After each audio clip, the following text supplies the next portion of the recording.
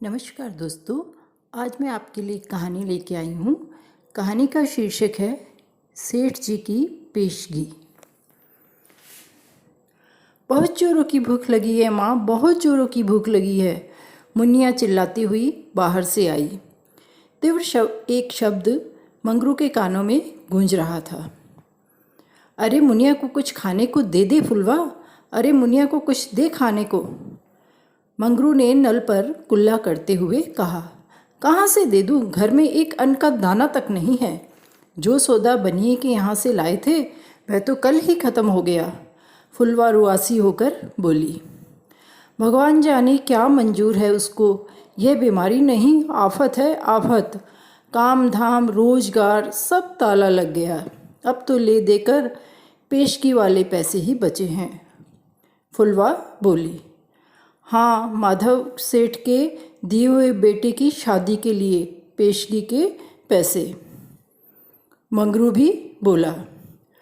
अब क्या करूं, अब तो लगता नहीं कि इस बीमारी की वजह से सेठ जी के बेटे की भी शादी हो पाएगी इस महीने। अरे ना ना, कहाँ हो पाएगी शादी। फुलवा बोली। कहते कहते मंगरू का गला भी रुंध गया कि बेचारे सेठ जी के बच्चे की शादी भी रह गई और इस बीमारी के कारण हम कहीं के भी ना रहे। मैं तो पहले ही कहती थी कि ये शादियों में ढोल बजाने का काम छोड़ दो, भाजी का ठेला लगा लो, क्योंकि भाजी तो सभी को ज़रूरत रहती है, शादियां तो कभी कभार होती हैं।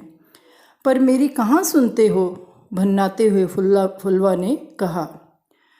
अब जाओ, सेठ जी की पेशगी दिए हुए पैसे से थोड़ा सौदा लेके आ जाओ। जा रहा हूँ।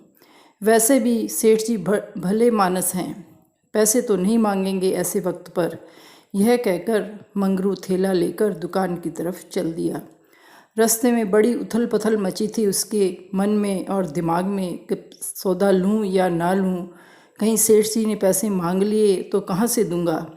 यही सोचते सोचते वह दुकान पर पहुँच गया। सौदा लेने के बाद वह सोचता जा रहा था कि कुछ दिन का गुजारा हो ही जाएगा। तभी उसे सेठ जी आते हुए दिखाई दिए। अरे माधव, यहाँ? मैं आज आपकी ही बात कर रहा था सेठ जी, मंगरू बोला।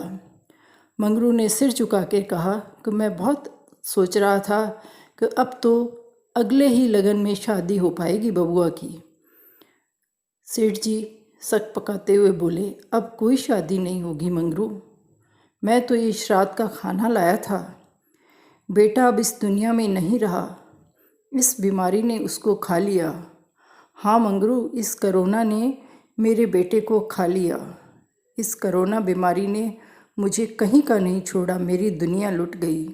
तो अब मैं ये पेशगी के पैसे लेकर भी तुझसे क्या करूँगा। धन्यवाद दोस्तों।